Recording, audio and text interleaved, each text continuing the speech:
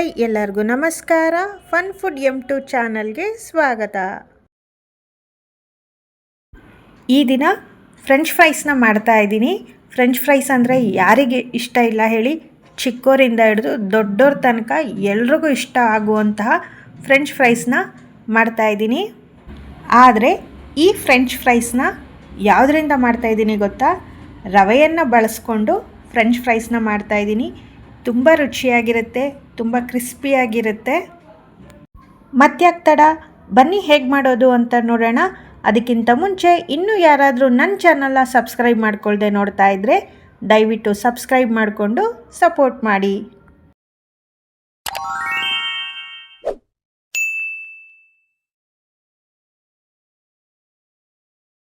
ಈ ಫ್ರೆಂಚ್ ಫ್ರೈಸ್ನ ಮಾಡೋದಕ್ಕೆ ಎರಡು ಆಲೂಗಡ್ಡೆ ಇದ್ದರೆ ಸಾಕು.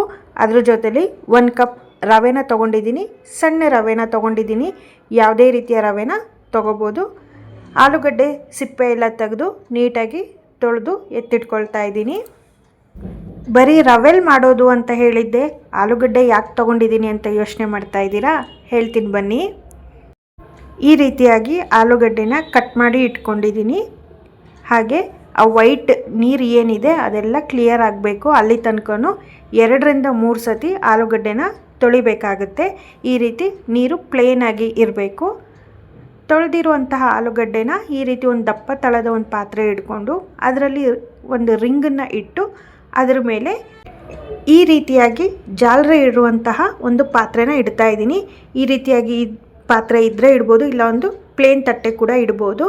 ಅದ್ರ ಮೇಲೆ ಈ ರೀತಿ ಹೆಚ್ಚಿ ಇಟ್ಕೊಂಡಿರುವಂತಹ ಆಲೂಗಡ್ಡೆನ ಇಟ್ಟು ಮೇಲೆ ಸ್ವಲ್ಪ ಉಪ್ಪನ್ನು ಉದುರಿಸಿ ಒಂದು ಪ್ಲೇಟನ್ನು ಮುಚ್ಚಿ, ಒಂದು ಆಲೂಗಡ್ಡೆ ಎಲ್ಲ ಫುಲ್ ಬೇಯಬೇಕು ಅಲ್ಲಿ ತನಕ ಮುಚ್ಚಿ ಇಡ್ತಾ ಇದ್ದೀನಿ.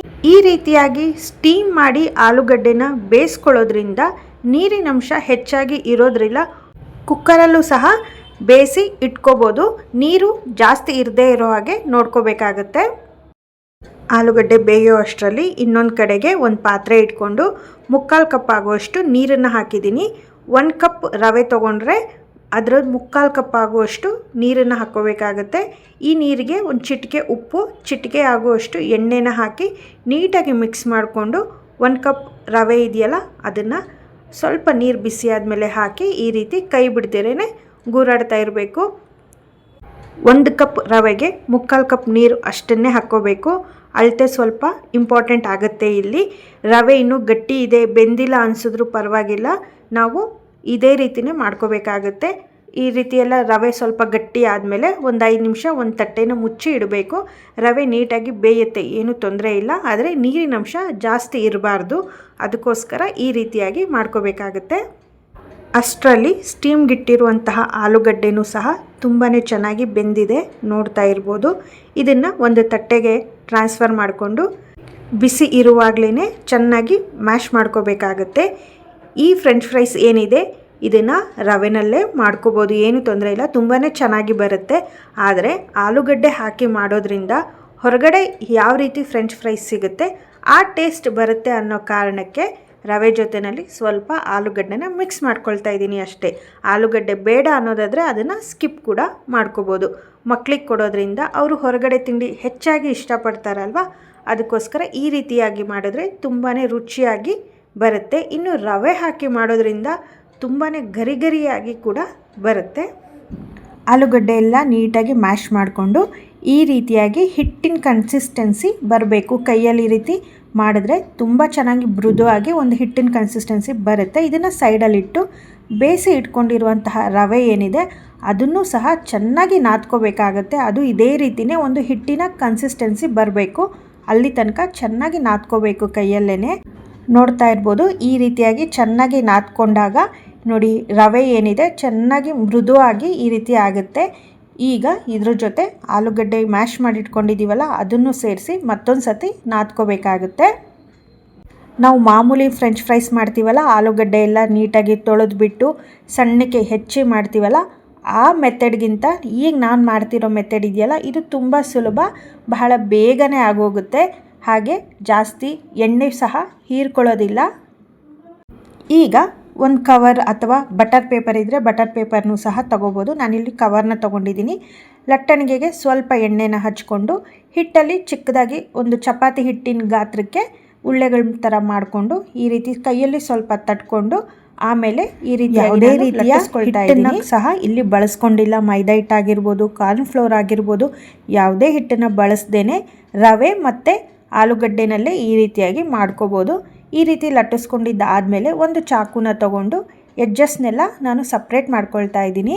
ನೋಡ್ತಾ ಇರ್ಬೋದು ಎಷ್ಟು ಈಸಿಯಾಗಿ ಕಟ್ ಆಗ್ತಾ ಇದೆ ಅಂತ.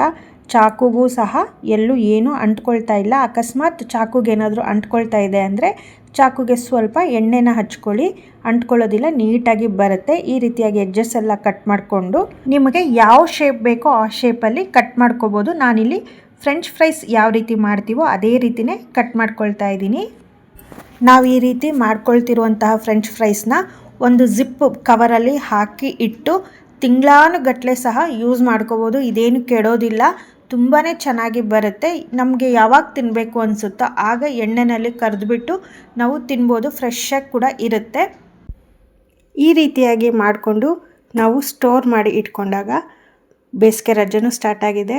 ಮಕ್ಕಳು ಮನೇಲಿದ್ದು ಹಗಲೆಲ್ಲ ತಿನ್ನೋದಕ್ಕೆ ಏನಾದರೂ ಕೇಳ್ತಾ ಇರ್ತಾರೆ.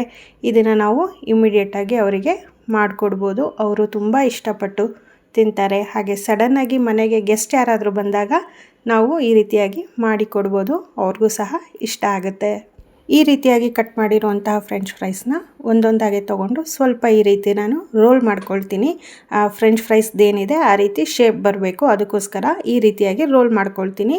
ಹಾಗೇನೂ ಕೂಡ ಕರಿಬೋದು, ಏನೂ ತೊಂದರೆ ಇಲ್ಲ. ಹಾಗೆ ಇದು ಲಾಂಗ್ ಫ್ರೆಂಚ್ ಫ್ರೈಸ್ನ ಮಾಡ್ಕೊಳ್ತಾ ಇದ್ದೀನಿ. ಜಪಾನೀಸ್ ಫ್ರೆಂಚ್ ಫ್ರೈಸ್ ಅಂತ ಈಗ ಟ್ರೆಂಡಿಂಗಲ್ಲಿ ಏನು ನಡೀತಾ ಇದೆ, ತುಂಬ ಉದ್ದದ್ದು ಫ್ರೆಂಚ್ ಫ್ರೈಸ್ ಬರ್ತಾ ಇದೆಯಲ್ಲ, ಆ ರೀತಿಯೂ ಸಹ ಮಾಡ್ಕೋಬೋದು.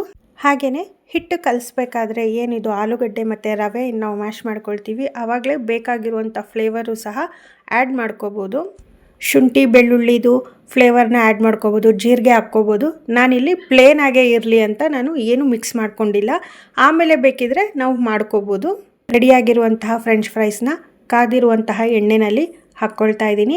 ಎಲ್ಲನೂ ಸ್ವಲ್ಪ ಹಾಕಾದ್ಮೇಲೆ ಒಂದು 2 ನಿಮಿಷ ಬಿಡಬೇಕು. ಆಮೇಲೆ ನಾವು ಈ ರೀತಿ ಒಂದು ಸ್ಪೂನ್ ತೊಗೊಂಡು ಮೇಲೆ ಕೆಳಗೆ ಮಾಡ್ಕೋಬೇಕಾಗತ್ತೆ. ಗೋಲ್ಡನ್ ಕಲರ್ ಬರೋವರೆಗೂ ಕರಿಬೇಕು. ಬರುತ್ತೆ, ನೀಟಾಗಿ ಬರುತ್ತೆ. ಒಂದು 2 ನಿಮಿಷ ಕರ್ಕೊಂಡ್ರೆ ಸಾಕು. ನೋಡಿ ಯಾವ ರೀತಿ ಕಲರ್ ಬಂದಿದೆ ಅಂತ. ಇದನ್ನು ಸಪ್ರೇಟಾಗಿ ಒಂದು ಬೌಲಲ್ಲಿ ಹಾಕಿ ಎತ್ತಿಡ್ಕೊಳ್ತಾ ಇದ್ದೀನಿ.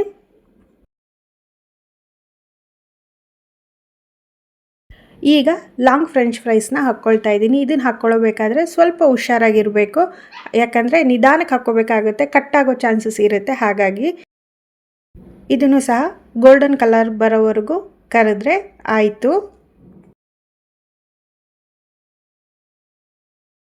ಲಾಂಗ್ ಫ್ರೆಂಚ್ ಫ್ರೈಸ್ ಕೂಡ ರೆಡಿಯಾಗಿದೆ. ಇದನ್ನು ಸಹ ಸಪ್ರೇಟ್ ಬೌಲಲ್ಲಿ ಹಾಕ್ಕೊಳ್ತಾ ಇದ್ದೀನಿ. ಈ ರೀತಿಯಾಗಿ ಲಾಂಗ್ ಫ್ರೆಂಚ್ ಫ್ರೈಸ್ ಕೂಡ ಬಂದಿದೆ. ಹಾಗೆ ಚಿಕ್ಕದು ಕೂಡ ನೋಡ್ತಾ ಇರ್ಬೋದು ಎಷ್ಟು ಚೆನ್ನಾಗಿ ಬಂದಿದೆ ಅಂತ. ಇದಕ್ಕೆ ಮೇಲೆ ಸ್ವಲ್ಪ ಪೆರಿ ಪೆರಿ ಮಸಾಲ ಅಥವಾ ಪೆಪ್ಪರು ಅಥವಾ ಚಾಟ್ ಮಸಾಲಾನ ಹಾಕ್ಕೊಂಡು ನಿಮಗೆ ಇಷ್ಟವಾಗಿರುವಂತಹ ಟೊಮೆಟೊ ಕೆಚಪ್ ಅಥವಾ ಯಾವುದೇ ರೀತಿಯ ಸಾಸ್ ಜೊತೆಲಿ ಸರ್ವ್ ಮಾಡ್ಬೋದು. ಈ ರೀತಿಯಾಗಿ ಗರಿಗರಿಯಾದ ರವೆಯಿಂದ ಮಾಡಿರುವಂಥ ಫ್ರೆಂಚ್ ಫ್ರೈಸ್ ರೆಸಿಪಿ ನಿಮಗೆ ಇಷ್ಟವಾಗಿದೆ ಅಂದ್ಕೊಳ್ತೀನಿ. ಈ ವಿಡಿಯೋ ನಿಮಗೆ ಇಷ್ಟವಾಗಿದ್ದರೆ ಮನೇಲಿ ಒಂದ್ಸತಿ ಟ್ರೈ ಮಾಡಿ ನೋಡಿ, ಹೇಗಿತ್ತು ಅಂತ ಕಮೆಂಟ್ ಮೂಲಕ ನನಗೆ ತಿಳಿಸಿ. ಹಾಗೆ ಈ ವಿಡಿಯೋಗೆ ಲೈಕ್, ಕಮೆಂಟ್, ಶೇರ್ ಮಾಡೋದನ್ನು ಮರಿಬೇಡಿ. ಹಾಗೆ ಸಬ್ಸ್ಕ್ರೈಬ್ ಮತ್ತು ಹೈಪ್ ಕೂಡ ಮಾಡಿ. Thank you.